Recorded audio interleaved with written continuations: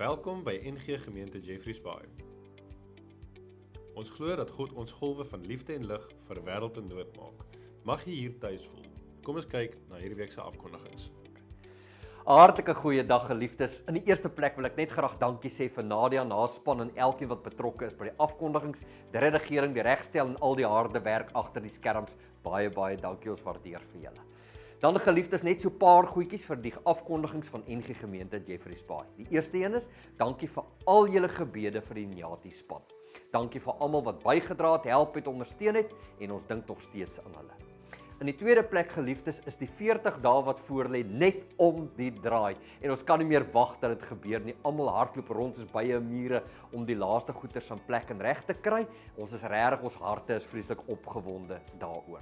So vir die inskrywings en registrasie is daar twee dinge wat julle in gedagte moet hou.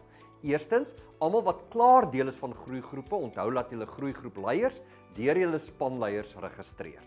Die tweede ding is almal wat nuwe intrekkers is en nuut by groepe wil inskakel, of as jy 'n nuwe groep wil registreer, of as jy as 'n individu wil deelneem aan die 40 dae, dan is daar elke Sondag van vandag af geleentheid om in te skryf, te registreer vir die 40 dae tydperk. Dit is baie belangrik dat julle so gou as moontlik vir ons registreer, dat ons weet hoeveel materiaal ons moet regkry vir elkeen wat gaan deelneem.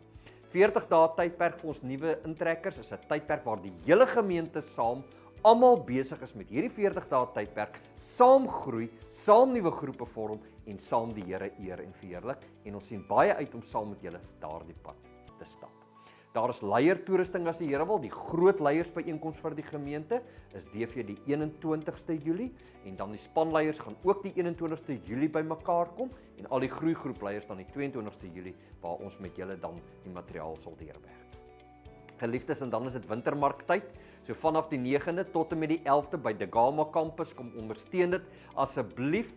Gemaak 'n draadjie daar, bring familie en vriende saam, laat die voete daar so vir mense wys dat ons deel is van mekaar en dat die wintermark 'n geleentheid is om 'n verskil te maak in die nood van die wêreld. Mag julle 'n besondere erediensgeleentheid hê, mag julle regtig die vrede en die liefde van die Here ervaar, mag sy woord ons harte aanraak. Mooi dag verder.